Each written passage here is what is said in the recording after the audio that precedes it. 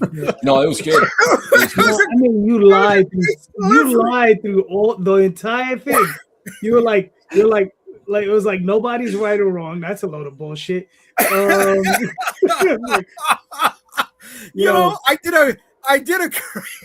I think I did a great energetic delivery, and all I hear is it was a little stiff. It sounds like you read it off. You could have had an AI do it better than that. Seriously, I liked it. I worked hard at that. I took a week to develop that opener. It was a good. You need to just practice it a little bit more. That's all. Okay, I've been practicing. That was a good delivery. I didn't stutter. I didn't cough. That's true. I'll give you the credit because normally you come in and you fumble, and you didn't fumble. Hey, let's all agree on common ground, which is there's progress. There's progress. There's progress. I am JayDee Rosario from Unstoppable Comics, and I'm hanging out with some of my cohorts over here. Mr. Calderon from Dreamweaver Press, Mr. Hutchison from Big Dog Inc., and Mr. Jameson from Canada. Winnipeg, Canada, A. He is the writer and creator of Madcaps, which is going to be showing up on April 16th. There we go. Kickstarter, April 16th. All right. So look at that. We already got the crowd jumping in here. What's up? What's up, Burks? How we doing, brother? TikTok. We're in here, baby. We're in here. Victor Medina says he's going to be showing up, leaving watching us rather. All right, Maybe cool, he'll man. leave a comment. Say what's up in the comments, man. Yes. Is the Laser Blast countdown right? I mean, you brought up Laser Blast. Look at this, dude. I gotta say, this thing is starting to snowball, and I'm not cool with this. Calderon, you signed off too early on Friday night because Tom went shopping. I don't know if he got the shit that he got, but I don't even want to say what he was shopping for. Oh my God, I did. Wow, I had multiple people. I'm not saying two. Listen, in fairness, it was all because of what we were talking about. You know how we had the Kyle Hotz. We saw Kyle Hotz had that cover for the comic, right? So Rosario was running around trying to find. You all were trying to find this thing, and he found it, but it didn't have a price on it, and it was from a Heritage auction, the auction house. I have a Heritage account, so I logged in and went and find it, and I found that it sold for $325. I could have bought that cover, man. But it was only the front cover. It wasn't that back cover that was there. So we're still trying to find that back cover. But then when I was on there, I decided to do a search for Laser Blast on Heritage Auctions. Turns out they have auctioned a ton of shit, including the spaceship model, which went for $27,000. Whoa. Yeah. Crazy. Here we go. Crazy. Back now. We got Kevin saying the four awesome guys. What's good? What's up, Kev? How we doing, man? Victor Medina. Victor Hello, right everyone. there. What's doing, Victor? Burks got his copy of Laser Blast #1 yesterday from Etsy. Hey, on last week's show, we proved we are a driving force in the sales of independent comic books because after our show, not after our show, in the middle of last week's show, that book that Tom is holding up was in demand. Yeah, it literally the listing changed from like 9 available to in demand. You mean this book right here? Oh, no, we're talking about this book here. I don't. I know. I feel left out, Ray. Hold on. So the box. I got the box, and it's signed. It's signed. Is this thing like this? This isn't a new book. Like, what is it? No, this is a comic book that came out in 2017 by based Ebon off Press. of that movie. It is an expanded edition of the movie story. Yes. So it's laser cannon zombie face man. Arm cannon 100%. zombie face man. Yes. It is the movie, but it's a punched up version of the movie. So does it explain the backstory of the first arm cannon zombie face guy? No, not really, because there's only one issue. Yeah. So it never got it was when you read it, they clearly were going to make more, but they didn't. Just fizzled out. It fizzled out. So there's only the one, but there is a lot of expanded lore and stuff in it. So like in the movie, there's only 2 of the alien dudes that show up. In this one, there's like 4 of them that show up. So it's Leonardo, Donatello, Michelangelo. That's correct. Yeah, right. Yeah. Because they're turtles without a shell. Yes. So I mean, it's scary. But Calderon got his. You should put a VCR tape inside of that box. I mean, even if it's a blank VCR tape, just fill the box up.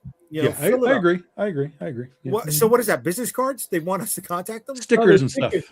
Stickers and stuff. Yeah. Stickers. Yeah, Stickers it comes with all kinds of stuff. Yeah, it comes with this thing. It comes with a trading card. Okay, so who made this comic? Ebon Press. Ebon Okay. Press. So Ivan? do Who we does reach not out to exist them? anymore. No, they're gone. Okay, so the rights of making a comic are That's run owned by Full Moon Press. So that's Or back to Full Moon Studios. Yeah. Yes. that's back to the original guys then. Yes. So what if you offered to like make an issue 2? Oh, I've done this. I've been here. Slow down, You've baby. already been. I get it. Okay. Slow down, baby. Come on, simmer. I've been here. Simmer, my Yeah. brother. Simmer. I've talked to them about licensing the book. Uh-huh. We'll just say it's a difficult situation and leave it at that. Yeah. But Tom also discovered that his colorist worked on this very book. Yeah. The colorist for Penny for Your Soul, Chris Hall, is known as Fat Boy on the credits for the book. Yeah. This is amazing. Yeah. Oh, here we go. Okay. When Jay watches, no, Jay's not watching the Breaking Bad stream. I'll be doing shots, but not right now. You know what? If we get anybody who worked on either the comic book or the movie, I don't care if you were the gaffer. I don't care if you're the person that dressed the girls in the bikini in the pool. If we get anybody, I'm doing shots on the stream. Okay. We got to get somebody on here. At one point, I was totally against this whole movie. I'm gonna say fuck it. I'm leaning all into it, baby. All right? We're diving headfirst into this shit. This has become an identity for the show. So I don't know fucking how, but it has been. Because you're so happy about what's happening, Jay. I have to have a share moment. Oh, you want a single? Let's give you a single. Give me a single. Let's have a single here. Okay. So a couple of days ago, so I've been when I work listening to movie score soundtracks and stuff. I've got tons of shit on my computer. And a couple of days ago, this beautiful thing arrived. Oh wow.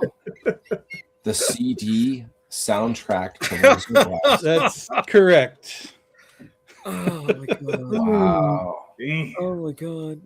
Oh my god. That is correct, sir. Keep that case open for a second. Please keep that case open for a second. Yeah, I want to show the inside of the zombie face of the actual actor. Oh my, look at the white paint between his chin and his neck. He didn't go full zombie. He didn't go. No, it only affects his face. That's how this technology works. God. Yeah. Oh my god. Well, and it burns into his chest too. No, that's the necklace thing. Well, the necklace does pull that, out. yes. So in the issue, do they talk about the metal that they extract from his chest, saying it's continuously growing, or did they leave that by the wayside? It doesn't. There's not enough space in this book to get that deep. They just tried to expand on what they the could have movie shown was. it like, and then they were going to do off with more. Caution tape. They were as going to a do big more, mountain. and they didn't do more. So they didn't couldn't have get any more, world building ability because it was.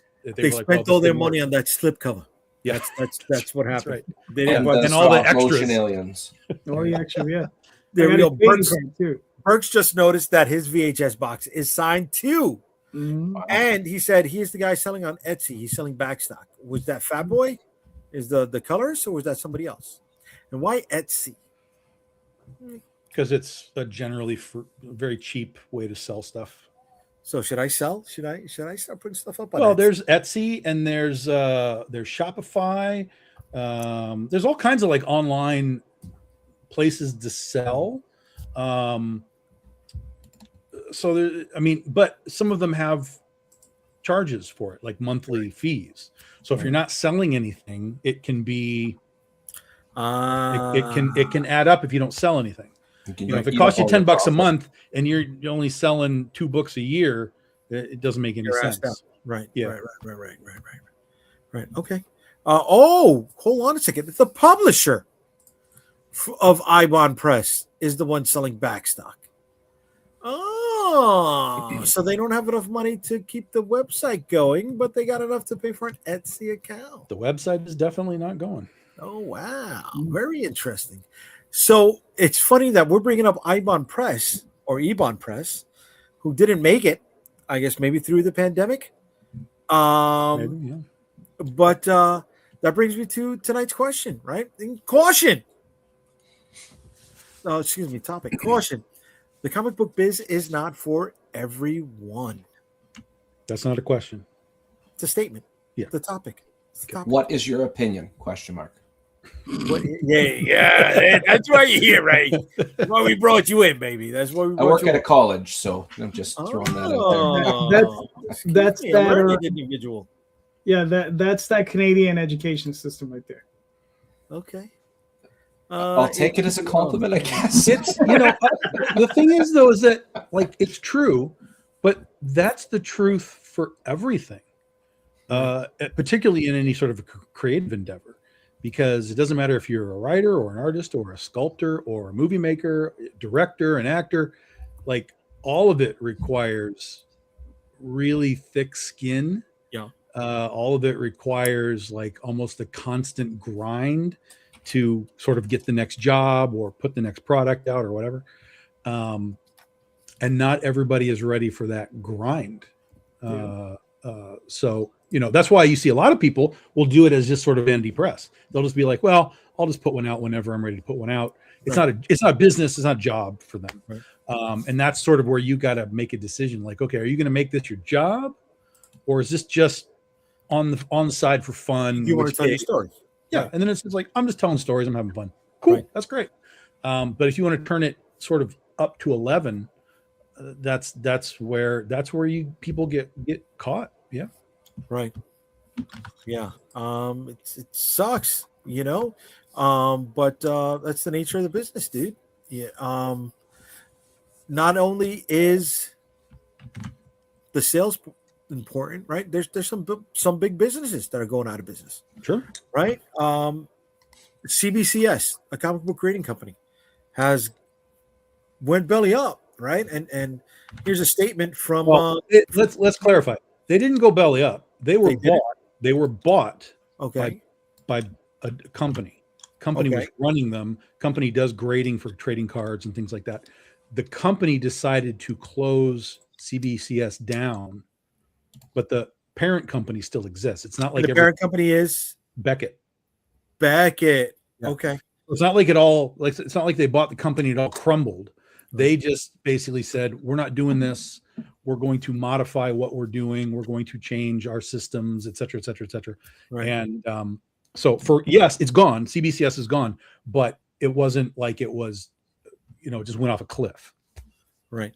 Here's a statement from one of their competitors, CGC, and Steve Eichenbaum, who is the CEO of Certified Collectibles Group, says there was another major shakeup in the world of grading this week, but this time, I don't think anyone is surprised. Collectors place a lot of trust in grading services. You need to trust that the grading service is accurate. Let's stop right there for a minute. Oh. This is coming from the guy who runs the company who had one of the biggest fraud in grading ever. I'm not familiar with this. Oh, yeah. This was a few years ago, man. There was like a huge fraud going through where they were. We'd have to go look up to see exactly the details. But this was a monumental thing where things were being the slabs were being pins in the slabs. Yes, putting wrong books in. Oh, really? Like, all kinds of crap was going on. So you could get like a 9.8 and then slip in a 8.2 or something for that equivalent, really? And then get another 9.8 with the actual 9.8. Yeah. Oh wow! So I didn't know that. Yeah, so I think it's kind of hysterical that this guy's coming out with the, hey, trust this. Okay, so let me finish the statement. Okay, you also need to trust that the grading service treats your collectibles with care, and when you're building a collection with that grading service, you need to trust that your grading service will be around in the future. Today, everyone should be asking themselves, which grading service do I trust with my collection? Since 1987, the Certified Collectibles Group companies, CGC, NGC, PMG, JSA, ASG have focused on a singular purpose: to protect the collectors and dealers by providing accurate. Grading services. Okay. So that's a little, I don't know. I think that's a little low. You're taking a shot at the competition who's not there anymore, for lack of a better phrase. Just let them go off to the sunset gracefully. Why? No. When you can kick them all the way down. Yeah, that's fucked up. I think that's fucked up. But, You know, that's fucked up. And right, so imagine how many times they were kicking them when they weren't down. So that's another thing, right? The comic book biz is not for everyone. It's not for everyone, whether you are succeeding or failing. Because if you're not going to handle this gracefully, you shouldn't be around. Well, Also, have we not beaten to death that competition is good for an industry? So now Yes. we're back to no competition again. So what's the reason for CGC to innovate or do anything in any sort of special way anymore? They don't have now. Again, like I said, I have a sense that Beckett will just sort of rebrand, reset themselves, and come back with a new, sort of refocused model. But for right now, CGC is the only thing that exists. There are some other smaller ones. There's like PGX, which is not great. Some other places, but as far as like PSA does cards. PSA does cards. Yeah, I'm talking about comics though. Yeah, right. So Beckett did cards, and now they absorbed a comic book grading company into their team. Right. Yes. Now I only remember Beckett as an actual trading card imprint. Yes. I didn't know they were grading cards. When did they stop? Oh, they started grading in the 2000s. Really? And they stopped making cards around the same time, or Beckett doesn't make cards. Beckett was a card collector magazine, and like a price guide. And then they got into the grading business. Okay. And they've been grading forever. They have a really great slab too. Like it's a really fantastic slab. I had this discussion when the fraud stuff was going on with CGC. Like I was looking at, because I had some Beckett slab cards, and I was like, just do it like this. Like there's no way you're opening this without destroying what's inside. Like there's no way. So they have a great product. I've always liked Beckett grading cards. But yeah, and then they bought CGC or not CGC, sorry, CBCS, or whatever the hell it's called. And but now and then they folded it. But what they did say is that all of the information about the grading is still available. It's not like the website's down and all of that information about your grading and your notes and whatever, it's all still there. Nothing's been erased or removed. So you still have that as, if you have CGCS, whatever product, then all that information is still fine. You can still get it. Okay. I remember people coming to the booth trying to sell us CBCS services for some of our products. Mm-hmm. Yeah, sure. Yeah. That's it. I mean, they had good outreach. I don't remember CGC ever doing that. Right. I've never had outreach from CGC, but I always had it from the other guys. Yeah. All right. So you got Mark Dudley, who's over at C2E2 right now, and he's chiming in, and he's saying he's getting a lot of business done. Way to be, Mark. I hope all is going well. Marvin is also at C2E2, one of our cohorts, Marvin Wynn. So if you see him, say what's up. Yeah. So the other side of this is that Beckett is also owned by PSA, and PSA was the first that I know of grading company for cards. Right. So PSA owns Beckett. They bought CBCS. And so my guess is that CBCS will fold, be whatever, and it will be rebranded, and they will come back under a PSA brand grading system. We got Coke and Pepsi, pretty much. That's what it is, right? Yeah. Michael Jackson. Much, yeah. Right. Okay. Yep. That's what it is. There's always two sides to the coin. All right. Well, I hope they come back stronger. But again, right, this is not for everybody, right? You got people who are doing Kickstarter campaigns and complaining that they're not breaking out of $500-600 for the campaign, and it sucks. I'm sorry. I've been there, but you got to push through, folks. You got to push through. You got to find a way. Nobody's gonna find it for you.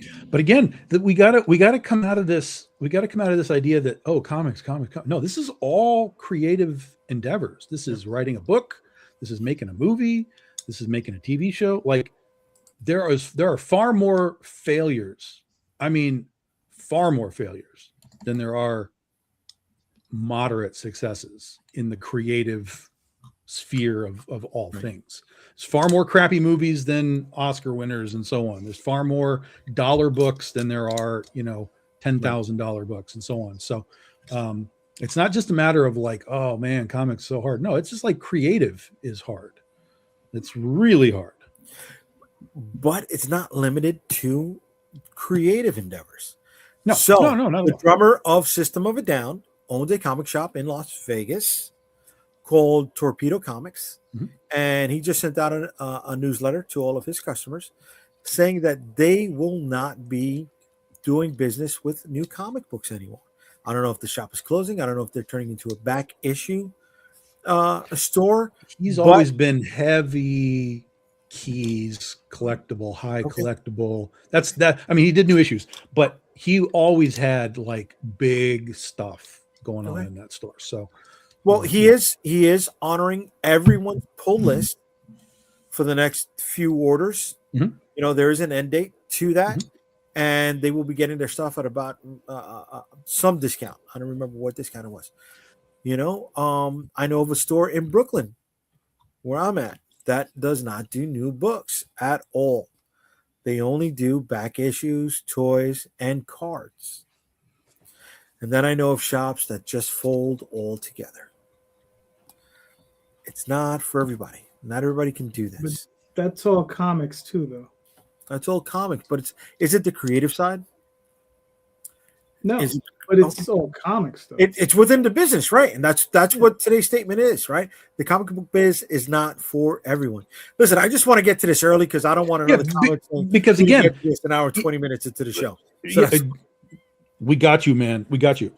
So yeah, but again, it's everything, right? It's like, okay, you can say comic book stores are closing, but Sears is gone, Kmart is gone. Like, Alexander's is gone. Stuff goes away. Stuff goes away. Sometimes it gets replaced. Sometimes it doesn't.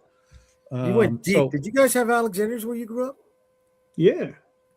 You did, yeah. But Tom, Ray, did you guys have? I don't know what that is. I don't know what Alexander's. The store. Okay, it's a big. At one point, we didn't have Kmart over here. We didn't have Kmart. It's like the East Coast equivalent. Yeah. We didn't have Walmart growing up. No, we didn't either. Right? We had Alexander's, then we had Caldor for a little while. I remember Kmart coming in the late 80s. Mm-hmm. Kmart. We had it up here too. Yeah. We had a Kmart around. Alexander's was like a low rent Bloomies. Yeah. It was anchor store property if you were at a mall, right? It definitely had a corner, definitely had its own parking lot. Yeah, but no, you're right. Sears, shit, we're losing movie theaters left and right. Alamo may be shutting down, right? Really? Yeah, dude, they don't have the business that they did. Yeah, so a few years ago. Yeah, okay. Yeah, not at all. Well, I mean, I think, I think we should discuss the core of what your question is, right? The comic book biz is not for everyone, right? And when you say that, what do you mean by that, right? Like, I'll tell you what I think you mean, right? When we're talking about a creative endeavors, the way we are, right? There's a lot of different levels that a lot of people, this is not for them, right? They are sometimes not monetarily prepared to step into this field, right? They sometimes see the gold lining the streets, right? Not realizing that it's fool's gold. And they're immediately diving in and smashing their teeth into the ground. Canadian gold. You just can't Canadian gold. Canadian gold. I think Canadian gold is better than United States gold. Some of my friends, they call it Molson Canadian. There you go. It's a beer. Yeah. It's more silver than it is gold. You know what I mean? No, that's Coors. That's the silver bullet, right? Coors is bronze. It's called a silver bullet. It's called a silver bullet, but it's not. It's you not shoot it out of the potato can and take out a werewolf kind of thing. It's a silver bullet. I'll never take out a werewolf. I'll tell you that. Silver. That would be a funny like werewolf movie where somebody like pours a beer on a wolf and he just like melts. What is it? Coors, the silver bullet. Yeah. Oh, look, we can just throw beer on the wolves and we win.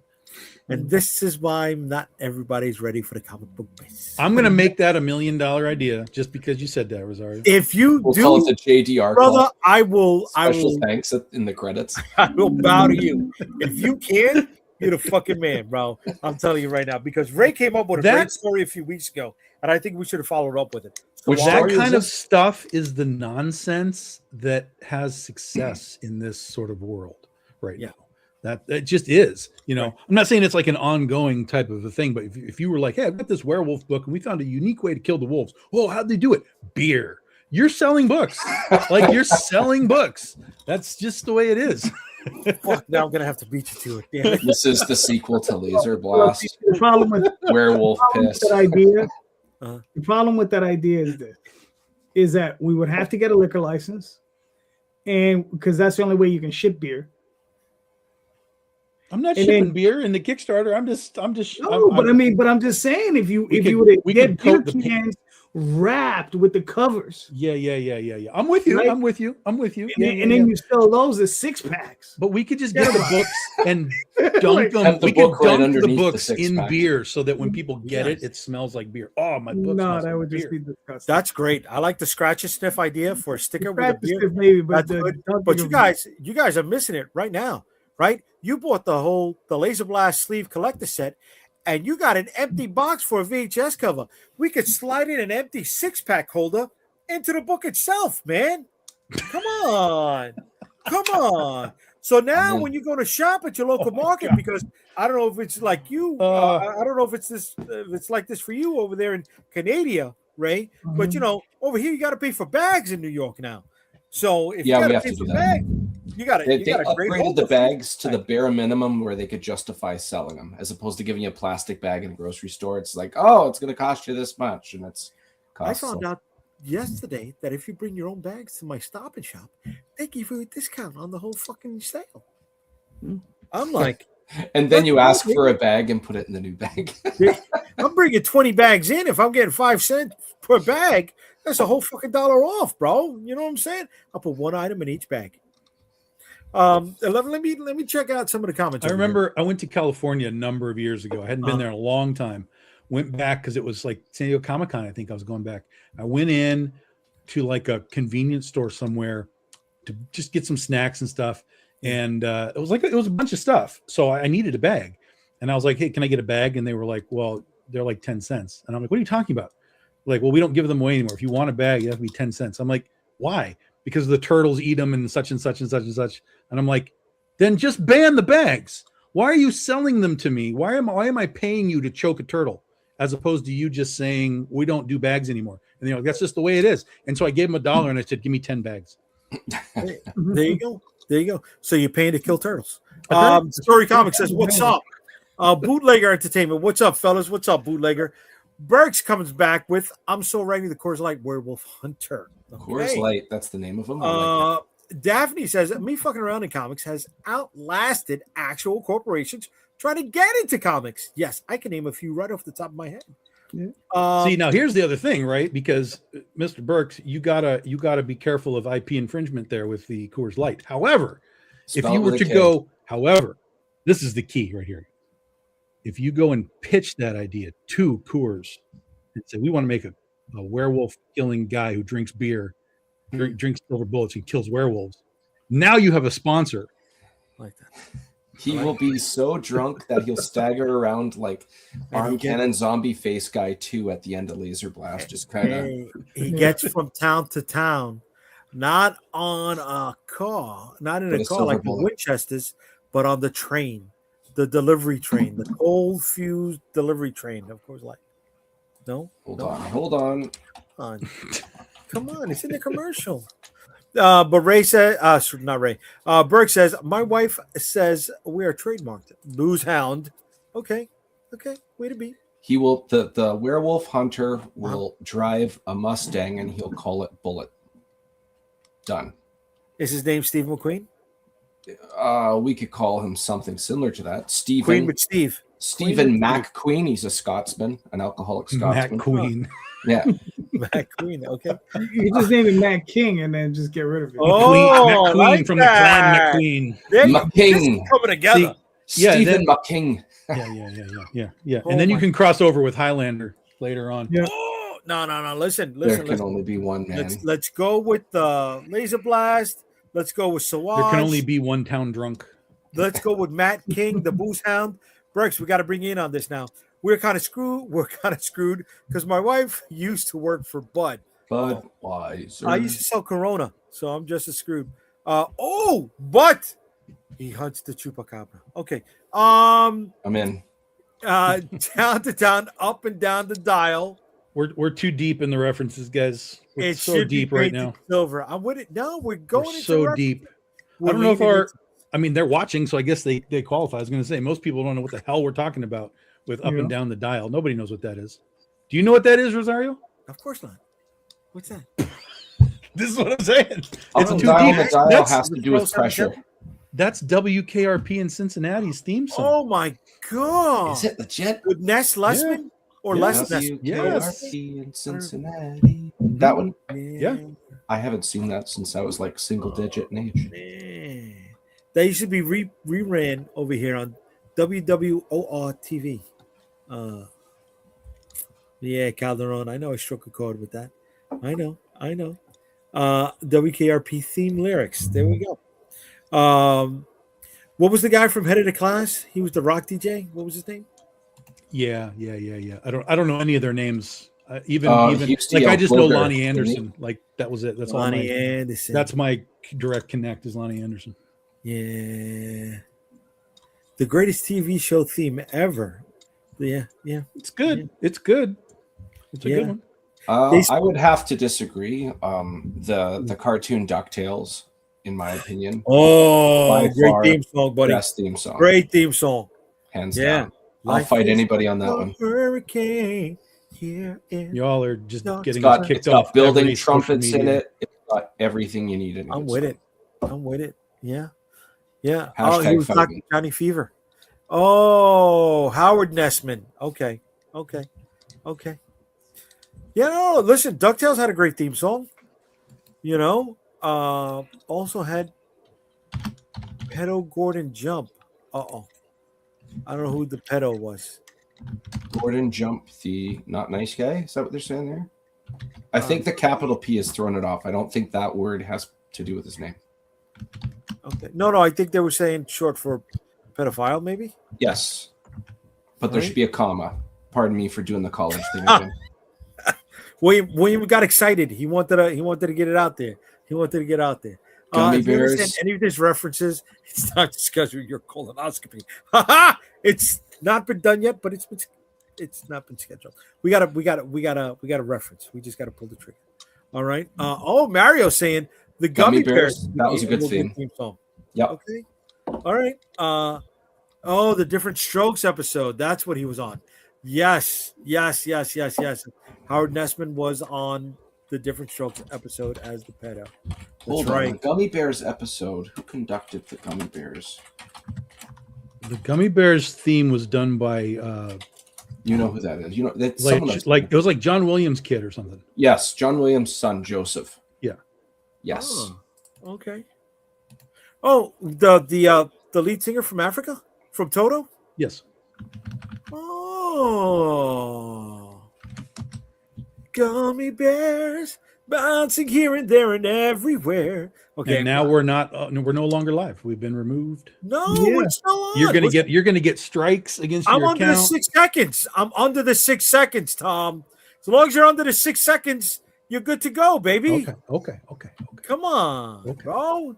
Okay. Come on, I love Flying- these jingles. Flying adventures that are beyond compare. They are the Gummy Bears. Wow.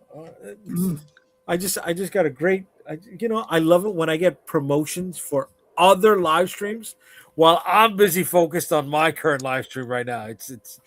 It's rewarding, right? It shows me that they're here, they're engaged, they're part of the event tonight. I appreciate it. Thank you, everybody who's here tonight. I wanted to do a giveaway tonight. I did. I wanted to. We did it before. I wanted to give away. But you're gonna back out now.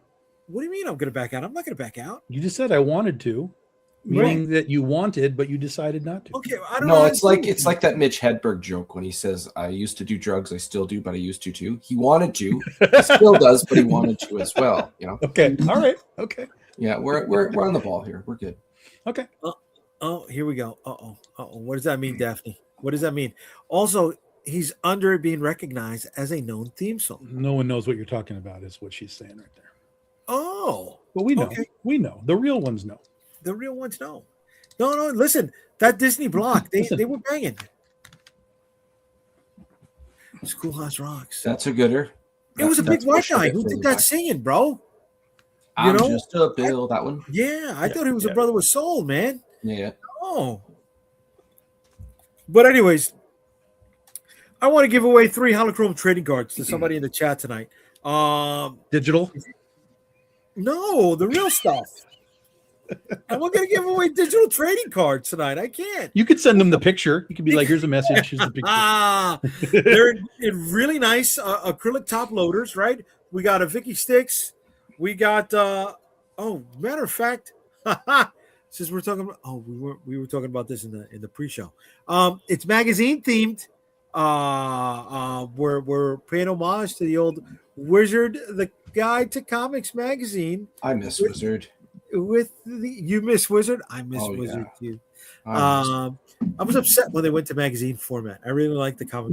That magazine was trash. Everybody said it was trash. You know, I remember going to a comic book shop.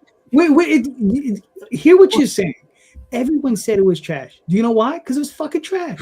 At the age of 8, living on a 48-acre farm and not having daily access to a local comic shop, that would at least give me some type of inkling of what was going on in the comic world. So I was like super grateful for Wizard. I can forgive an 8-year-old. I can forgive an 8-year-old. All right. Don't you weren't 8. You're certainly not 8 now. I wasn't. But you know what? If I go into a comic book shop and I said, "Hey, did you get the latest Wizard?" Well, why do you want to buy that magazine for? Well, then why the fuck do I want to come into your shop for? I want to spend money in your fucking place on a fucking book that I want to fucking buy. So shut the fuck up and tell me where it is. You know, you were fucking trash. Any comic that I had by that trash. I loved the price guide at the back because it made me feel special. They were probably telling you, like a $20 take that $5 and go buy a $5 hit of crack like you normally do. Get the fuck out of my store. Crack wasn't $5 in the fucking 90s, okay? Don't ask what it was in Canadian. I'm happy you know the street rate of what crack was. Yeah, apparently you don't know the market price, all right, of what things go for. Shit. No. Wizard was constantly trying to hype books for resale. Okay. And you know what? I bought into nothing wrong with that. I bought into the except that if you know how they did it, there's something wrong with that. Fine, you got me. Yeah. It was that whole thing was such a rigged scam of nonsense. Like there was no information, there was no research, there was no nothing. They got those prices because they would send out sheets with here's these 20 books, whatever, and they would send it to retailers who are in their selected bubble and say, tell us what you're selling these books for. Okay. So all these retailers had to do was say, well, this book is now $100. And then this other guy would say, well, this book's now $80 and this book's now $75. And then this $5 book would now be averaging about $75 a shot. And they would publish $75 is its value. Okay. And it would just bump. It was a good time. It was wild scam stuff going on. Damn. The industry shot itself right in the ass with a lot of that stuff. And they would publish a lot of, the one thing they did do is they published a lot of like indie stuff that was happening at the time, but that was also a pay to play thing. Like you could just be like, here's this much money and we'll give you so much space. I mean, it's advertising, you're buying advertising. So it's not like scam, but even though they would advertise a lot of companies that are like, this is not a great company right here. This is not, we can look at this and go, this is not going to work. But they would still let these guys pay whatever the thousands of dollars it was to, sort of get that promotion. But now all that stuff is in dollar and quarter bins. So is what it is. Wizard or the reselling books? Well, Wizards actually aren't in dollar books and are in dollar bins because it's become a nostalgia thing. Yeah. So especially the early ones, like the first couple of years worth. Spider-Man with the purple Wizards cap on. Yeah, you go watch how much that Sam Keith one's going to be worth. That Sam Keith Hulk. Yeah. That one's going to be $100 book every con this year now. I got it. Marvin, what's up? Marvin's here to tell us what's going on at C2E2 in Chicago. How's it going? I don't know because I'm not at C2E2. I'm at Toylanta. Oh, spreading wrong information again. Again, wrong fucking information. Oh my god, you're in Toylanta. I'm at Toylanta. Into May. God. Okay. How's it going in Toylanta, bud? Oh, it's going pretty good. Like the show was packed with people. Yeah. What are you selling? Well, I've got the prototype action figure, and then I'm selling the comics and the trades. Okay, is that moving? People are interested? Yeah. Okay. And who's that next to you? The Nexus guy. What's he selling? He's pitching his action figures, and then he has a game attached to the figures. Oh, okay. But the game is expandable, so you can use any 1/18 scale action figure in the game. Very cool. Very cool. All right, man. Shit, how long are you going to be there? Till Saturday, Sunday? Sunday. Nice, man. You drove or you flew? I flew in. Brave man. Brave man. Well, I came out of Pittsburgh and had no problems. 10 minutes to get through security. I'm expecting it not to be the same way in Atlanta. My flight's not until after 8, so hopefully like later in the day it won't be a problem. But we'll see. Okay. We shall see. All right. Tom, you got a convention coming up soon, don't you? No, because Motor City told me to fuck off. Damn. They use harsh language? Let me. No, that was the nice They version. didn't tell me to fuck off. They said, better luck next time. Wow. Did they out Tom Hutchinson? Tom Hutchinson? Is that? Oh, shit. Better luck next time. See you later. I thought you'd have been grabbed. Isn't that like a local show for you? Well, I mean, local Yes. Local show. I've been there the last 2 years. I went from one space to a bigger space last year, and I was like, I'll take the same spot, or you can give me a bigger space. You tell me if you have it. I'll pay for it. I'll pay for it. This is not a guesting situation. Yeah. And then I didn't hear from them, so I wanted to make sure I sent them a message like, hey, just making sure what I need to pay you guys, what space, blah, blah, blah. I'm getting my artists ready to come in. They were like, oh, no, you're on the wait list. I'm like, what are you talking about? I've been there the last 2 years.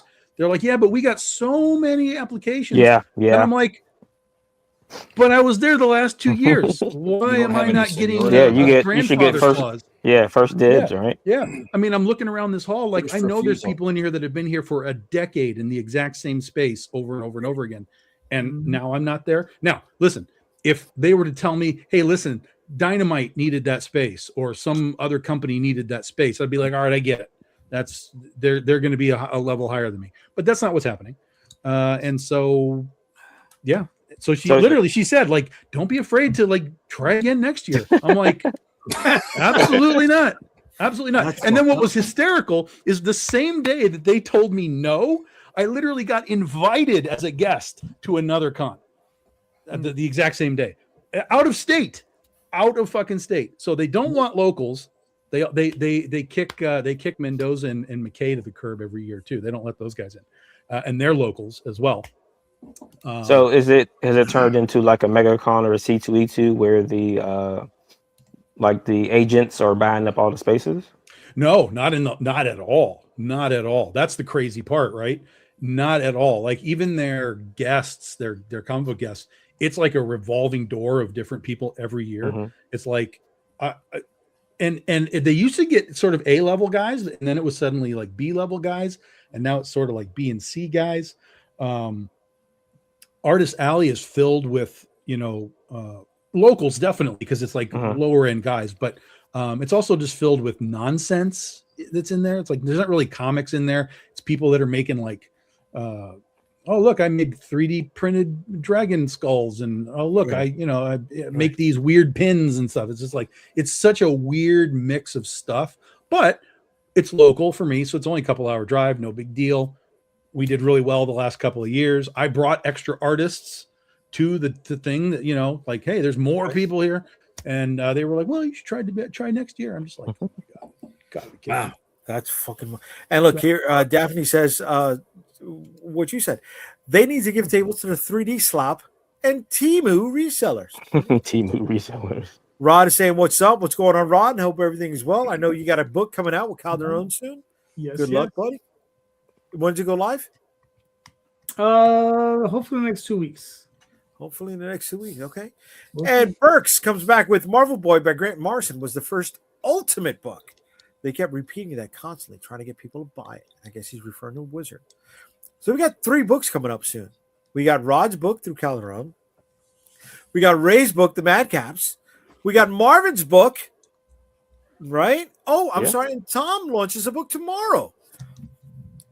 Yeah, boys. You know what? This show doing the work is known to boost people's sales and make it move to a product that is in demand while the life is going on. So we gotta let people know, baby. That's what I'm gonna do. On Monday, I'm gonna change my image on my thing that it'll say in demand at the top. Yeah. I like that. I like that. Guys, we'll get started trending with the second best demand, right? Yeah. The second most in-demand comic on Kickstarter. So what's the vibe like in Toylanta, Marvin? It's a toy vibe. Okay. It's like everyone, like just toys, like wall-to-wall toys in the convention center. Okay. But I just walked around and like they have like there's a man-made lake, and then there's a walkway to nowhere. It doesn't look like it goes anywhere. Like it goes into the darkness. And I started walking down, and I thought about like, I don't know where this goes. I'm not going down there. Right. Is this the convention center that they use for Dragon Con or no? No, this is like Gastown. I'm not familiar. Like from Gastown, like from Mad Max. So it's like a okay. How do I describe it? 2 minute to 1 minute lease. It's a campus, honestly. So there's a convention center, there's an arena, there's a movie theater, and then on the outside is like hotels and eateries and things like that. Okay. Now, like you see a lot of new action figures showing up, a lot of indie guys, or yeah. So like Skeletron is here. Yeah, Skeletron's Cryptids, those guys who just did a Kickstarter, Cryptids, they're here. Like everybody's here. They're based out of Atlanta. Yeah. There's a lot of stuff here. This was the one that was tied up with it merged with the show in Ohio, right? PowerCon. No, that's a different show. Oh, it is. That they merged with the Master of the Universe one. This Toylanta is put on by the same people who do Joe-Lanta. Joe-Lanta, not Joe Fest. Mm-hmm. No, Joe-Lanta. Yeah. Joe-Lanta. I never heard about Joe-Lanta. Yeah. Okay. I think that's in sometime in the summer, like August. I think Joe-Lanta is. It's after. I think it's after Joe Fest. Oh wow! I didn't know that Georgia was so big with G.I. Joe. Yeah, it's huge. Like the show is huge. So I mean, the goal is to pump this action figure up and get things moving. So apparently, Marvin, you're not the only one that's going to be at a convention this weekend. Oh, someone else is at it. Dude, there's like 4 conventions like happening. Like fucking all the same time. Me2, Planet Comic Con, like Mocha's this weekend. Wonderfest. Wonderfest this weekend. Mocha's this weekend, yeah. So you're going to be doing the Queen's WonderCon. WonderCon is this weekend. I'm not going to be WonderCon, WonderCon, yeah. I'm not going to be at Queen's Comic Party, but I'm going to go just to check it out. Okay. You won't be crashing the party? Yes. Yeah. And I've never heard of this. Yeah, but apparently they're closing though at 3 p.m. Yeah, they're from 10 to 3. It's for free. Yeah. So, I mean, what are you gonna do? It's for free. Yeah, the show here was started at 5 to 8 today. And then preview night. Yeah. Preview night. Got you. But this convention, they hold this every month in a different borough. Oh. So it says Queens Comic Party, but it's being held in Brooklyn. Well, I mean, that way they don't have to pay for a new URL, right? Yes. Yeah. And these guys have their own podcast. It says like 25 tables and a bunch of dealers and stuff. I just want to check it out. Okay. You know, so where in Brooklyn is it going to be? It has the address on there. Hold on, I'll read it for you. It is 148 Frost Street in Williamsburg. Oh, okay. Okay, yeah, I know where that is. Okay. Yeah. So I mean, it's like a 40-minute train ride, and it's a short walk. It's that's the borderline Italian side, Polish side. Whatever, man. What in the world is Italian Polish side? So Jay being a racist again. No, oh my God! If you're a fucking New Yorker, it's just you're sausage. New Yorker. If you're New Yorker, you know where we're going with this. You know what I'm saying, bro? Yeah, bro. That's by the BQE. That you motherfucker. In my ignorant ear up in Canada, all I hear is Jersey Shore right now. No, don't insult me like that, Ray. That's what they all Ray, move don't insult me to. like that, Ray. That's That what they hurts all me. move to. Hey, Ray. I made fun of myself. It's in my ignorance. He just said, this is what he just said. Rosario, you sound like Snooki. That's what he just said. No, JD or Pauly D rather. I was Don't- gonna say JD. Oh my Pauly D. God, you guys are hurting me. You kicked me in the fucking balls. Right? Hey, That's this what cultural explains statements is explains why you always have that good shirt. It puts the L in Gym Tan Laundry. So are you saying that there's like Italian on one side of the street and Polish on the other side of the Yeah, street? so underneath the BQE, the Brooklyn Queens Expressway. Mhm. All right, that's the dividing line between the Polish side, which is McGuinness and stuff on that end, and the north side of that is the Italian side, which goes up to Metropolitan. After Metropolitan, it becomes the Spanish side. Calderon knows about that because that's where his pop had the shop, and that's where I picked up some of my comic books in the 50-cent bin as a kid on the Spanish side of Williamsburg over there. Very cool. That's where it is. Not far from the famous Peter Luger's Steakhouse. If anybody knows, anybody heard about that? But yeah, that's I listen. That's history. That's Brooklyn in a nutshell. All right, Brooklyn. bro. We're divided, bro. Far Rock is all the West Indians. Okay, come on, man. Division Avenue. It's huge Hasidic population. Look, Right? Tom just fucking fell asleep, bro. What are you talking about? I literally am like contemplating right now. He's like Opening new products. Bro, That's what you meant, right? We're not going to get in trouble. We're opening a new box that's taped up. I've got stuff I need to open. Yeah. Yeah, no, I got a box I got to open up after the show. Woohoo, to show you guys later.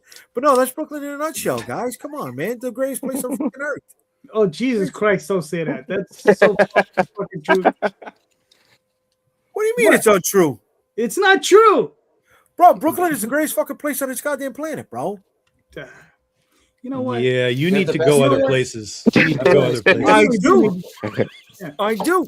This is somebody who's lived in another state, right? I almost moved to another. Hold on, wait. Everybody. Was it Wyoming? Wyoming. No, it was Virginia. It was Virginia. Okay. All right. I've been around, baby. Daddy's been around the block. Don't play me. You lived in 2 states and you've made this decision? Yeah, and I almost moved to Florida. Almost doesn't mean you moved there. I know. Almost Well, means you didn't. You've lived in 2 states and you've determined that New York is the best out of We gotta 50. No. Brooklyn. Brooklyn.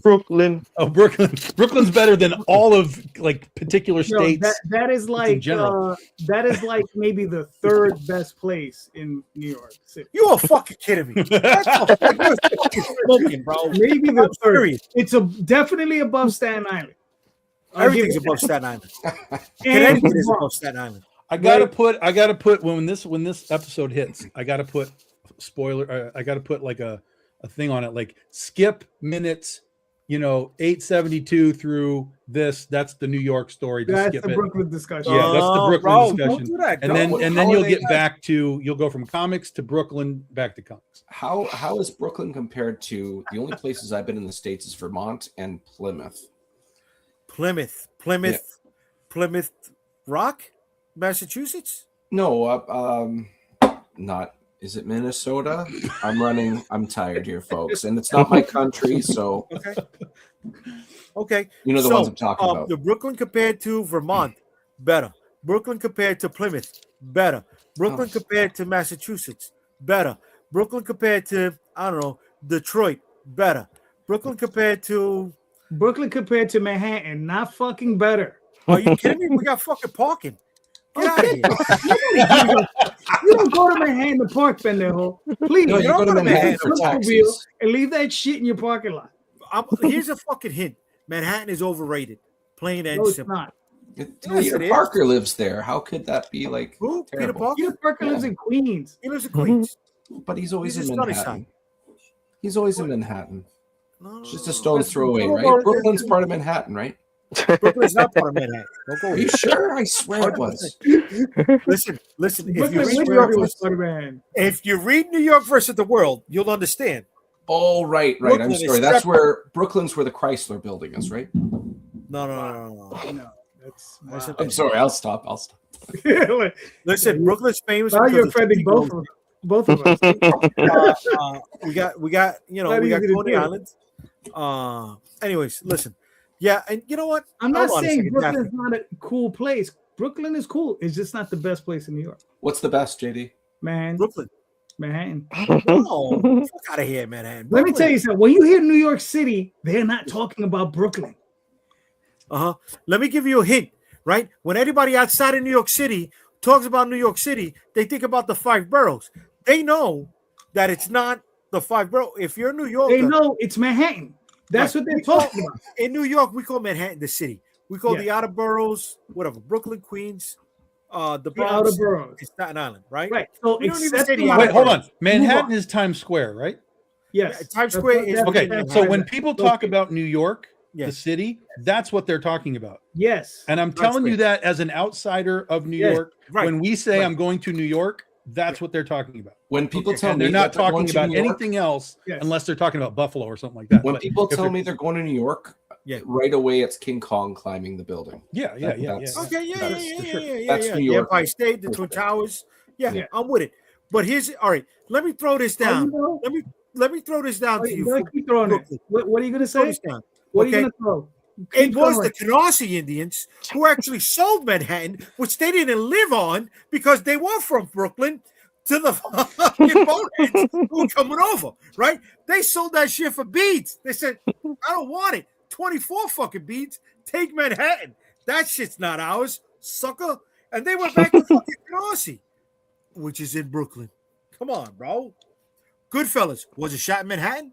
No, it was shot in Brooklyn. It was shot on. They would never allow them into Manhattan. That's why, bro. Because you don't want to fucking go to Manhattan. Come on, bro. Come on. Here we go. Manhattan is the city. Yes, Ryan. Manhattan is the city. 100%. All right. Come on. Manhattan is the best. Get the fuck out of here. I'm in Manhattan every day, just like you. It is not the best. No. You are all the way uptown in the Heights. That's right. Is it not part of Manhattan? That is the ass end of Manhattan. Yes. All right. They've done 2 musical plays about fucking Heights. All right. West Side Story. Well, hold on. Is the Heights? Isn't the capital of New York Concord? Isn't that right? Oh, no. Albany. Yeah. Albany. Where's Concord? I'm sure that's part of New York. I don't know. Maybe we probably have a street named Concord, but you know. Are you say sure? Concord, New York, Canada? 2001. And it's Concord. I know. But you know what? When General George Washington, right, set up the military. George Washington did not build the trade towers. He did not build the trade towers, no. But Fort Tryon Park on 200th Street, which is really Dyckman Avenue, right? That's that famous painting where he's on the water and there's fucking floated of ice all around that canoe boat where they got like 20 guys on it, right? That was up there. That was the Fort Tryon. Where? Up there? Up there.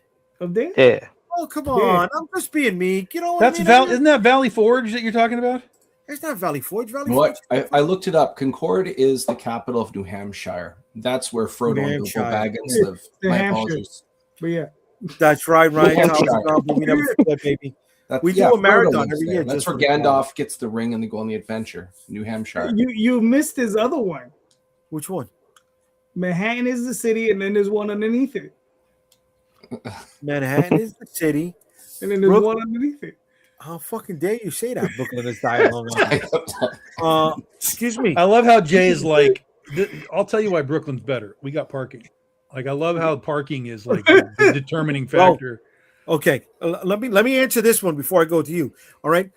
Queens is Diet Long Island because Queens and Long Island share the same landmass. All right. So Brooklyn, if they're made from the same material, then they're the same density and richness. Connected so by one can't be Diet of the other.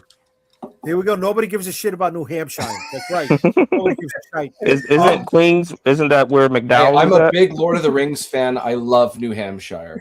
The Shire McDowell's is in Queens. Yes. See, that's the book right there. Is you got to do that New Hampshire book. That's where that's the story that's waiting to be convert. Hold on. All of Middle Earth converted to the states, so you can have all the different states and different type of people. But it should be New Hampshire, so everybody get high as they go. New Hampshire. Well, that's the area. Honestly, when all jokes aside now for a second, right? The Catskills, and Rumpelstiltskin, which is upstate New York, but maybe about an hour north of the city, right? It bleeds over to that New Hampshire area. So my only New Hampshire memory is I went there for somebody's wedding in my family, and I have a very specific memory of buying Star Wars figures at a store when they were buying other shit, and I bought Star Wars figures in New Hampshire. That's my entire New Hampshire, like box of memories. That's it. Perfect. See, Concord, New York. I mean, New Hampshire. Yeah. Okay. Here we go. Here we go with this one. Queens is the most diverse borough. Yes, there are over 115 different demographics in nationalities in Queens. Yes. Brooklyn, not so much. No, Brooklyn. Listen, Brooklyn is gentrified. Is not as gentrified. I got news for you, Rosario. Though, if parking is the thing, I can put 4 cars out there behind. That's awesome, bro. Listen, I got parking right here. No, in Michigan. Okay, here's the fucking thing with Manhattan. Here's the thing with Manhattan, bro. Right? If you're parking within 17 blocks of your location anywhere in Manhattan, that's considered close. All right. Right. No, I understand, but I'm saying you're saying that Brooklyn is the best place because parking. Well, but Brooklyn is better than Manhattan because of parking. We got parking back there. No, parking on my street. There's like at least 10 cars within 50 feet of me right now. So Winnipeg is better than Brooklyn, JD. You're telling me this. It's only one of the determining factors, and that was only in comparison to Manhattan. don't bring this all up. Don't bring this up. Okay, I don't know. I think it's a compelling argument. That's a shirt. I think you should make that shirt, Rosario. Brooklyn's got parking.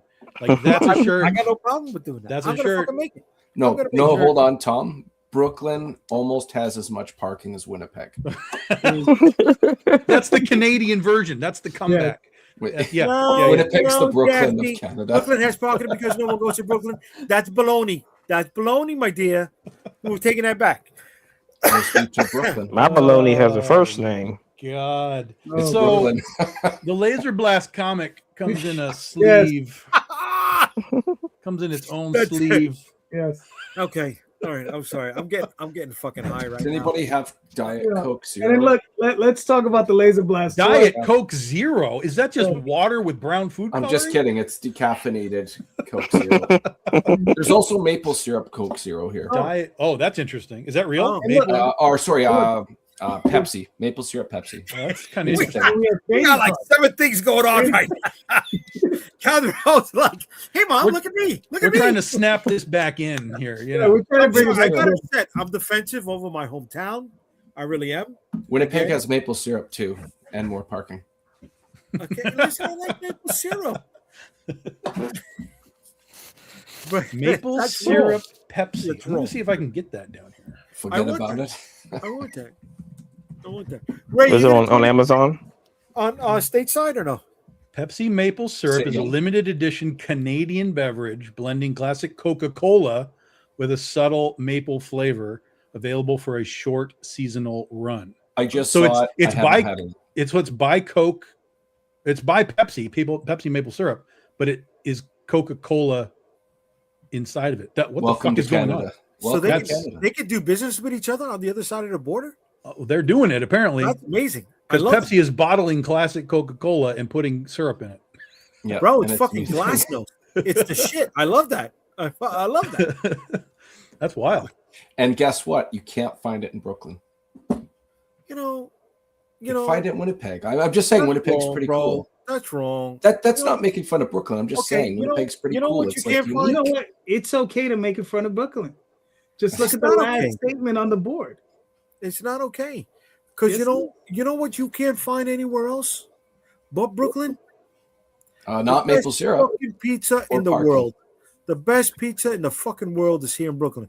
I got 3 spots in Brooklyn. Spread out through all the boroughs. Hold on, Mr. Rosario. I'm going to do the Canadian thing and apologize. I've been to Toronto, Italy, and I had pizza like a dozen times. I'm pretty sure I only had one bad pizza experience in Italy. The other 11, I'm pretty sure would beat any Brooklyn pizza. You're talking about Neapolitan pizza, the small personal 10-inch pizza. Every pizza was different. One of them had fish on it. It was awesome. I get it. You know what? It's not going to fucking beat Brooklyn.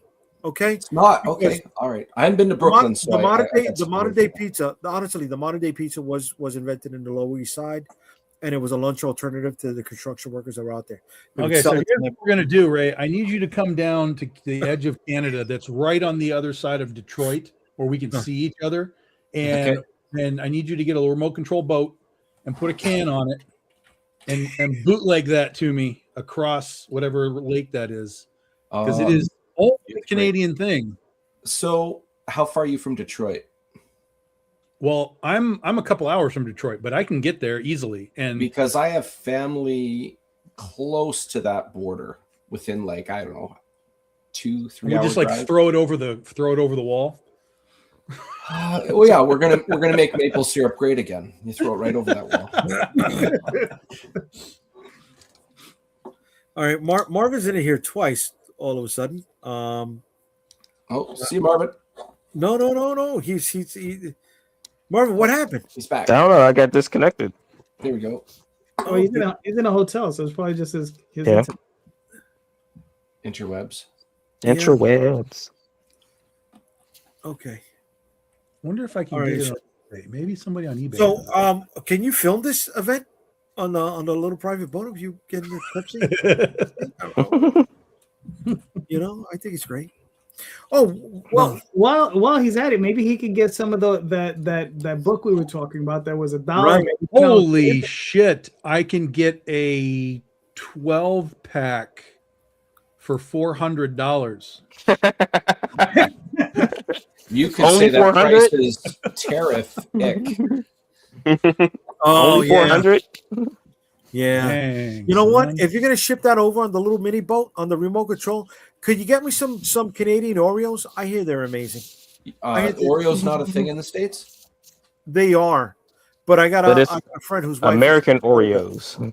They're different. Interesting. Yes. The Oreos they're different. are garbage compared to. We have a bunch of different types of Oreos now. We've got bubble tea flavored. No. We've got red velvet cake flavored. Yeah, they make that stuff here. Yeah, they make that, but I don't want that. I want a traditional Oreo. I want to see what that's like. Do you guys have RC Cola? I'd say that's better. Yeah, well, we did. Do, yeah. I love RC Cola. That's terrible stuff. It's the Carlos, what's up, brother? It's horrendous, terrible stuff. And when you go, there's places you can go here in Michigan and even in Ohio where that's what they have. Like normally you go and you're like, hey, I got Pepsi or I got Coke. They're like, no, we got RC. And I'm like, I'm leaving. I'm going to McDonald's. I'm out. I'm not drinking that nonsense. So like when you go to a restaurant and they ask you what you want to drink and they say, you want Coke, and they say, is Pepsi okay? So in these places you say, I want Coke or Pepsi, and they say you want is RC, and you say, all right, I'm done. I say I go home. Yeah, I do not. I'm not drinking that crap. Yeah. Right. Because that says something about that place that all they got is RC. I'm translating that to the food. Like, no. I went to a McDonald's in Arkansas and I got biscuits and gravy. Yeah. This is about 10 years ago. And 10 years ago, mind you. And they served me the biscuits and gravy in the old McDLT 2-section And you got diarrhea? polystyrene container.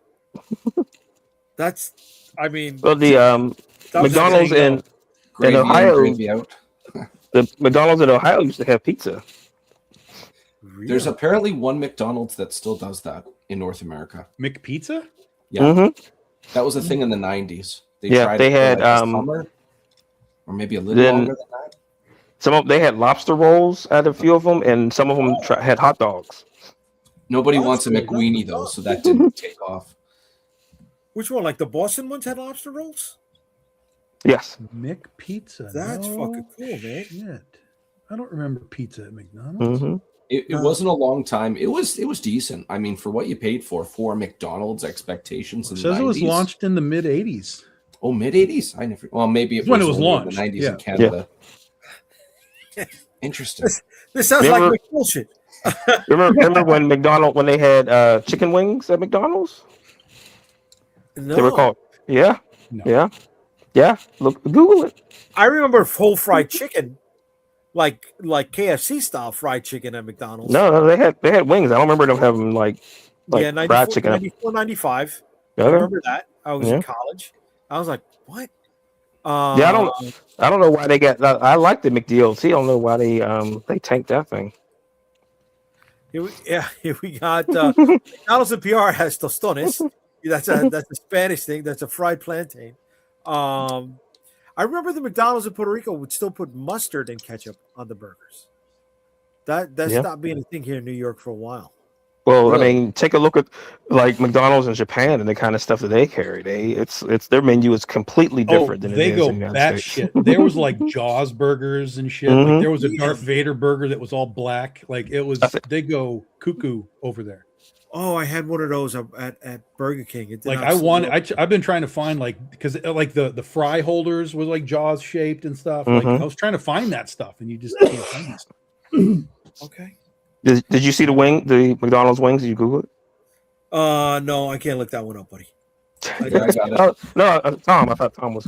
Oh No, I didn't look up wings. No, Okay. that's not interesting enough. Like chicken is chicken, whatever. But pizza, like whatever. They got McTaco too. Like what's going on? Yeah, they had tacos. They had tacos before too. Yeah, they've tried everything. Like there was a time when they felt like that they had reached the end of the line with burgers, and then you had like Wendy's and Burger King competing with them. So they were like, okay, let's try something else. Let's try and cut everybody else's And now they got grass. this thing called Yeah. the Grand Golden Arch Burger or something. Right. And all it is just like a Big Mac, except it's Swiss cheese and they put some crispy onions. crispy It is onions on it. shitty. Yeah. I did not like it at all. Yeah, it looked like crap. When I asked him what was on it, I was like, never mind. Just give me a Big So- Mac. How come Burger King That's is why the only one? the guy who the guy who bid it, that's why he didn't eat it, because it's a piece of shit. Yeah. Like, did you see that? You know what I'm talking Yeah. about? I know what The you're head talking of McDonald's was like, Right. and then everybody tore him down for not taking a bite out of the Right. burger. right. But But is it like was it the Campbell Soup CEO who said the soup was nasty and it was for poor people? oh yeah. Remember that was about the one that- here we go. McDowell's in Queens. That's whatever you want. Whatever. Big Mac. It's a Big Mac. Rest in peace, John Amos. Yes. Somebody tried to do a McDowell's, and I think he got shut down. I think he was sued. Well, yeah, that's IP. Yeah. Right. So how come Burger King is the only one that's doing the Beyond Meat? Are they still doing it? stuff? Oh, I didn't know that. I think they still have it on their menu. It was Because people it's were thinking it was the scrapping next trend, but it wasn't Everything picking up. left that is not meat. Right? They are utilizing every fucking product. So, right, here's one for you. So during when COVID was going, and I went to the grocery store, and mostly all the meat was gone. You know what was still left? Beyond Meat. Beyond Meat. All that plant-based meat sitting in the cooler. Nobody wanted it. Like people had no food. They were like, not eating that. Yeah. It's not food. They're putting ketchup on newspapers and eating that instead. See, that's the thing. If I want a veggie patty, I'm just gonna get a portobello mushroom, right? Dress it up with some Swiss, top it with some onions. That's perfect. I don't need a compound of different, pseudo vegetable products. that's maybe not even vegetable, that's been enriched so it can have a longer shelf life. Just give me a nice mushroom. Give me a nice portobello, right? With the gap that fits stuff in there. Stuff it with some fucking onions. Call it a day, man. That's money in the bank, bro. Right, but here's the funny part is that you kind of conditioned people to say, okay, that's a veggie burger or something like that, and then the fries are supposed to be veggie, right? Why they be cook it in beef fat? Yeah. So how is it vegetarian if they?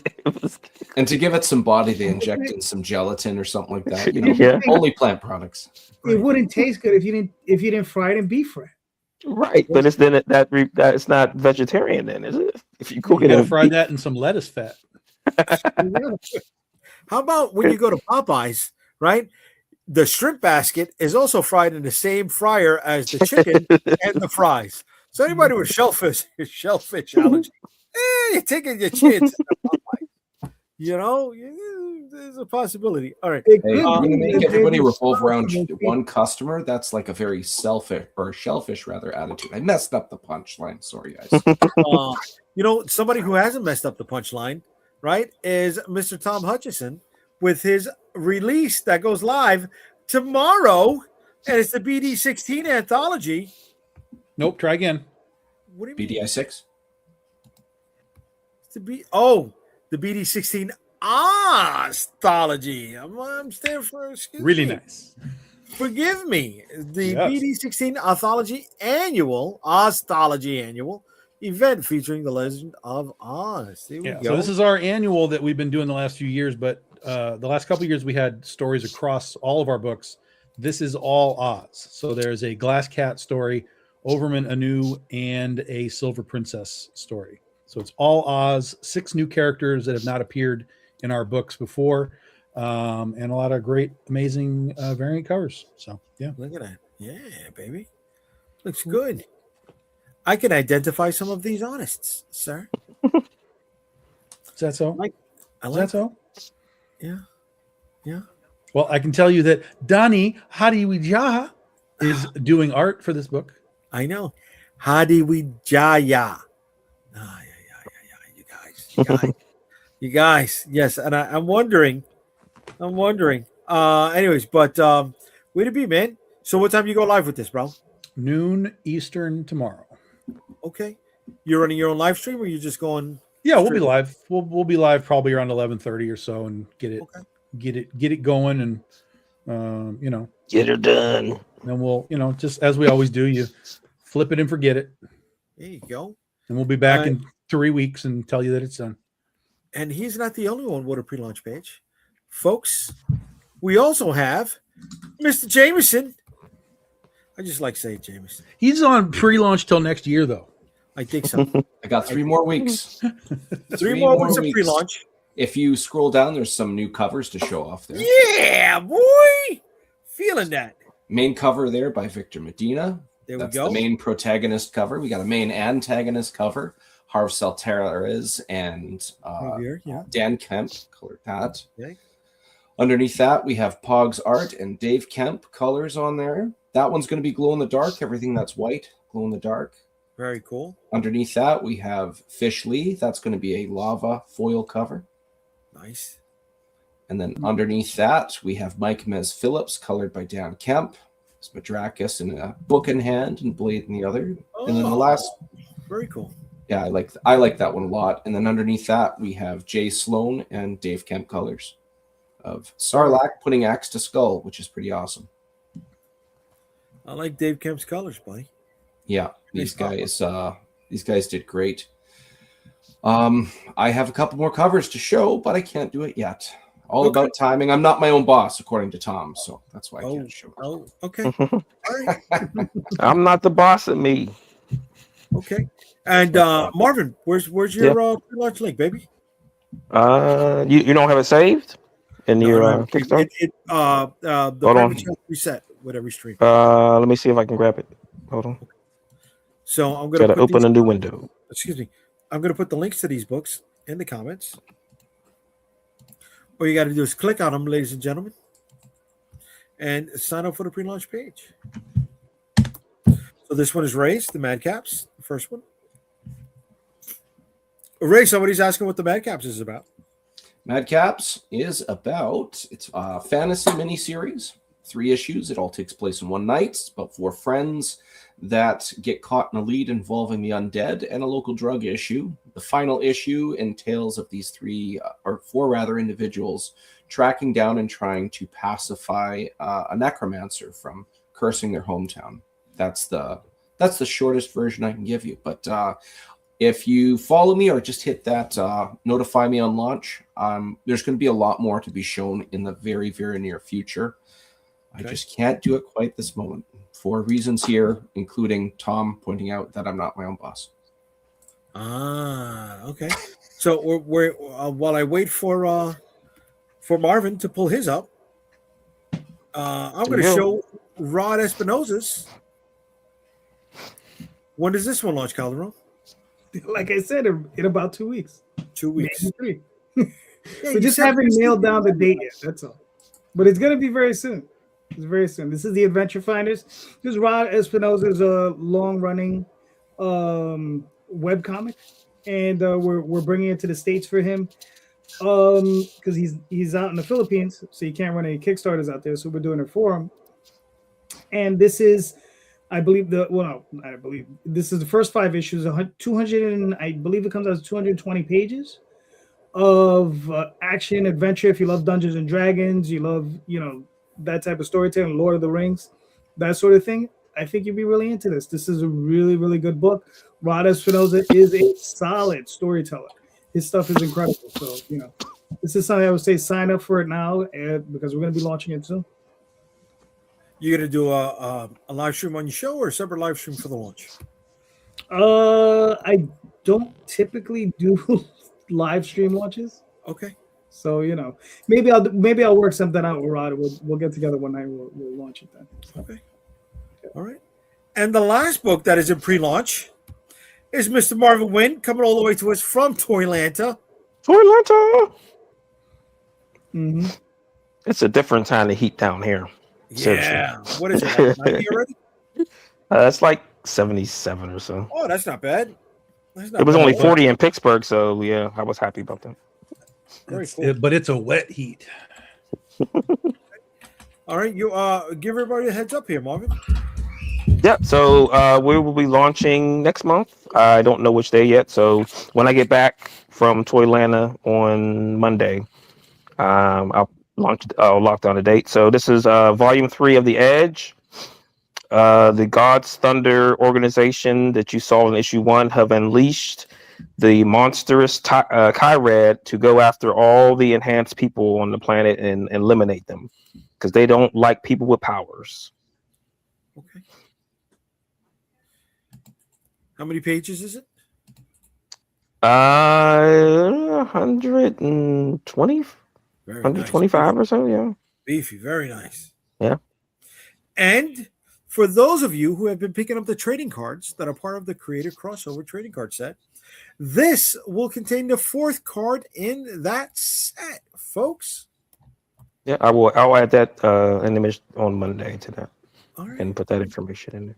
And I love to see these nice full preview pre-launch pages, folks. Very nice, all 4 of you.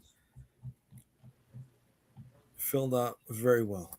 Way to be. Okay, and I'm going to put the comments to these pre-launch pages in the I'm going to put the links to these pre-launch pages in the comments, folks. So please sign up and support these guys. We're not asking you for money for the streams for hanging out with us, but we'd love it if you support the books that we put all of our hard-earned money, passion, life into. Blood. All right, here's the link to Marvin's book. And then here is the link to Calderon's book.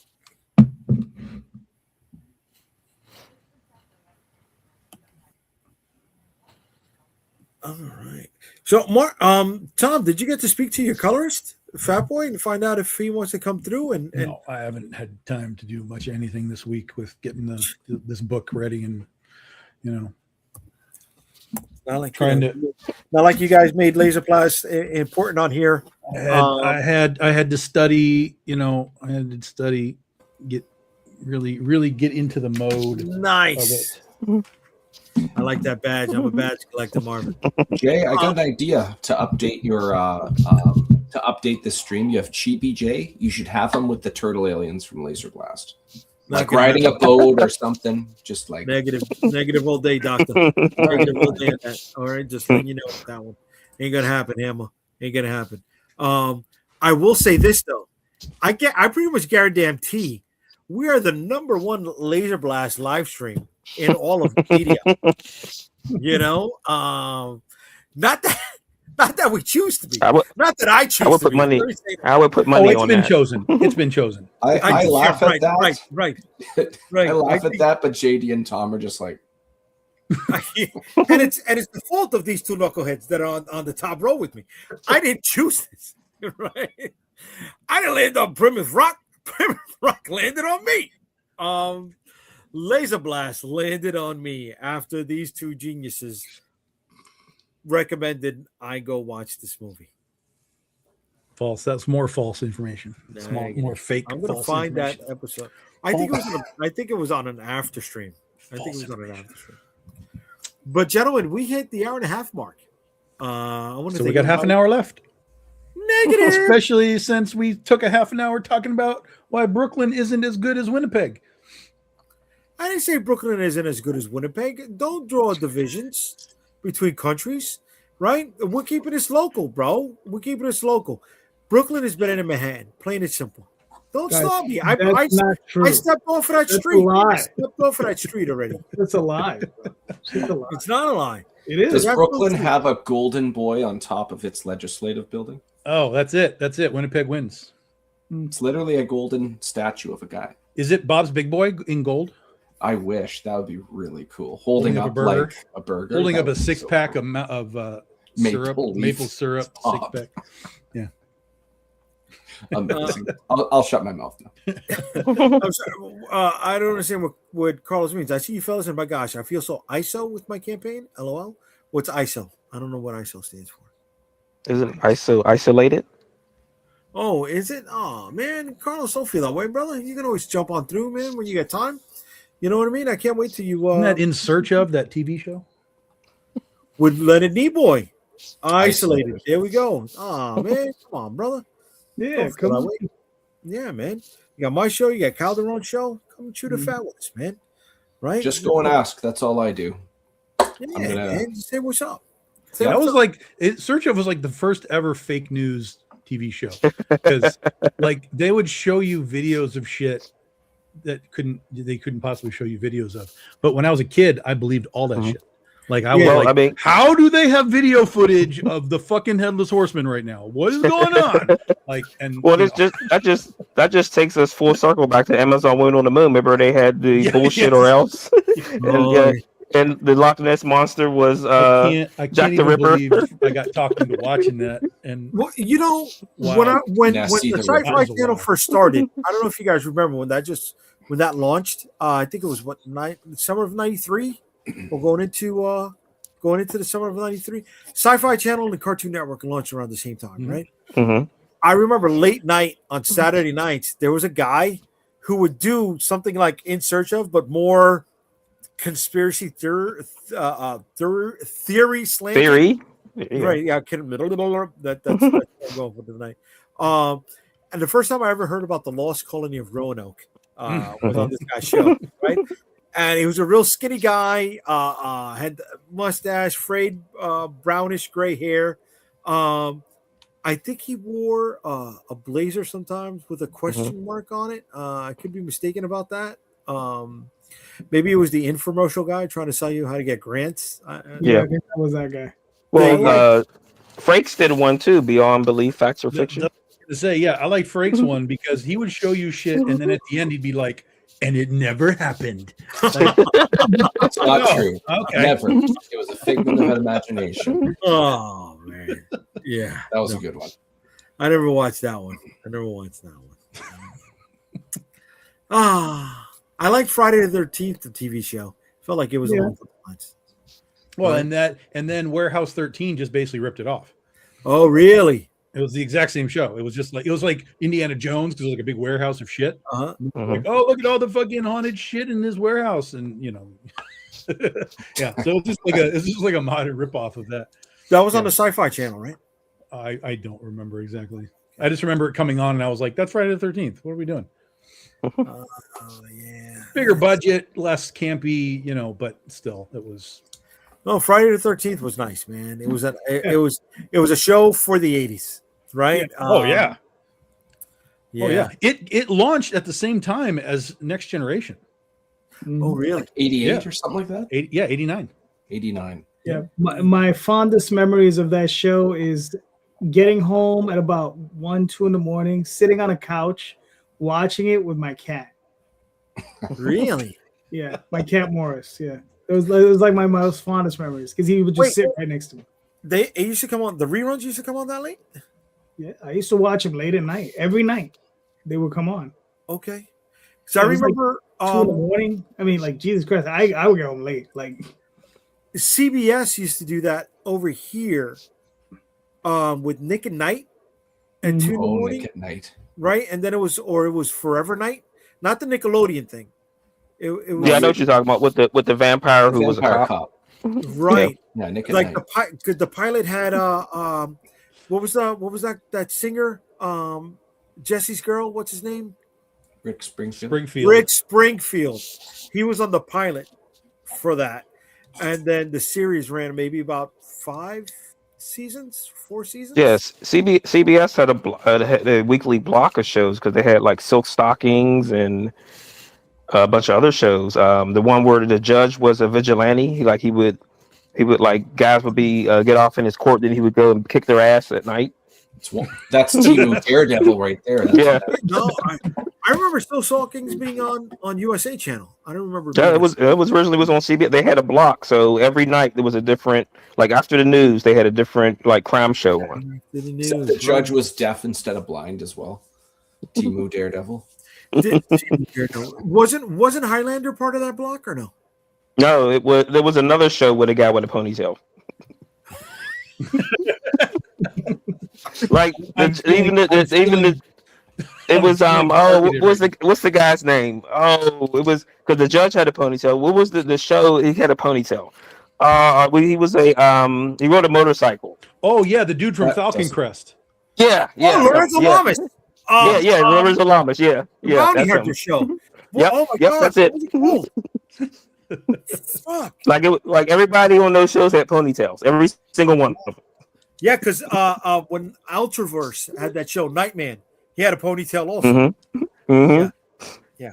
Everybody was Steven Seagal in it with ponytails then. Yeah. Oh, Steven Seagal. I can hear your evil thoughts. And I'll tell you this: with Friday the 13th, the opposite side of that coin, Freddy's Nightmares is on Tubi now. Yeah.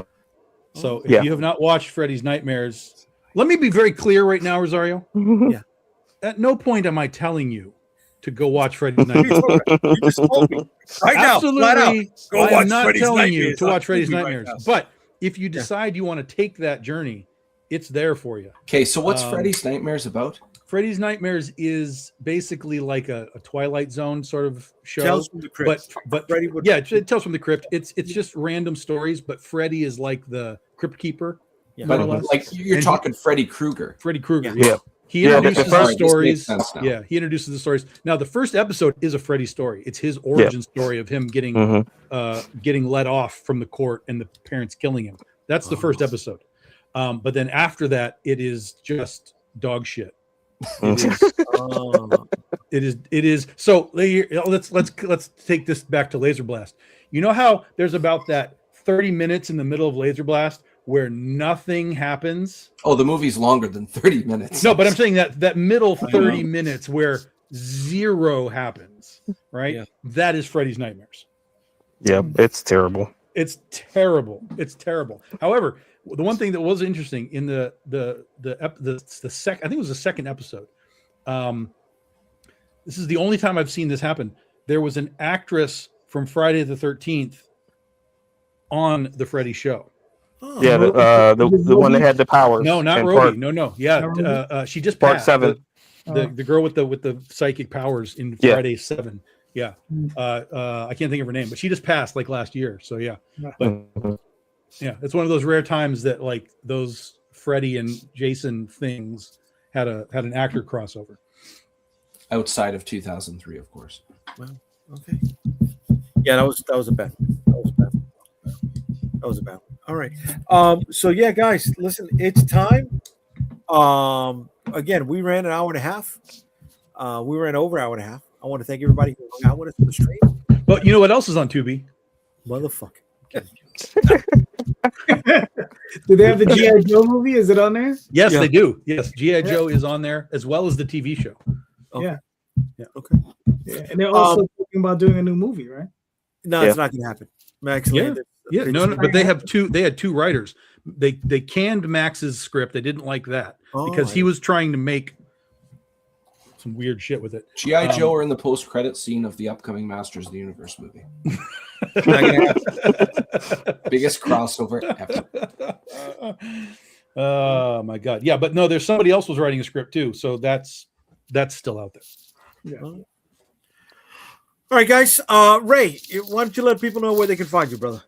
You can find me on Instagram, Raymond the DM. DM is just short for Dungeon Master. You can find me on Facebook as DM Ray. You can also find the Madcaps Facebook page, obviously on Facebook. And please hit that notification button on the pre-launch. I am getting close to 150 followers, and I'm trying really hard to get that before we launch.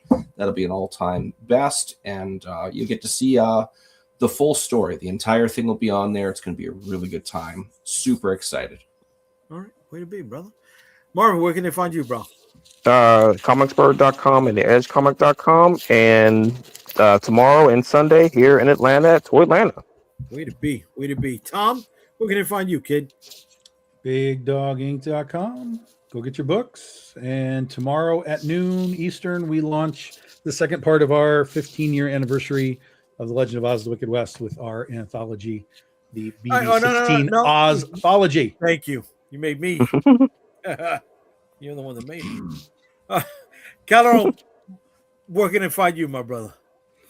Facebook, Twitter, Instagram, all those different places, and the JayDee Calderon this Sunday night with these two fine gentlemen. Yeah. Right? The other two fine gentlemen at the bottom, you'll be seeing them at some point as well. Right. But this Sunday with these two fine gentlemen. You can also find me on Kickstarter next few weeks with Adventure Finance Providers. Spinoza, the Oswald Chronicles will return again, as will Magi's Grace. Way to go, brother. Way to go. And you can find me at any one of these locations. In Brooklyn. Substack, Threads, Blue Sky, TikTok, Instagram, Facebook, Twitter, and YouTube. Excuse me. The other aforementioned ones, all on UnstoppableComics.com, or JayDee Unstoppable, or Unstoppable.com. And then on YouTube, you can find me as JayDee Unstoppable or Comic Book Streamland. And if you are catching this in the restream, please do not forget and drop a comment. Let us know you stopped by to say what's up. Thank you, everybody. See you all next week for episode 106. Talk to you later.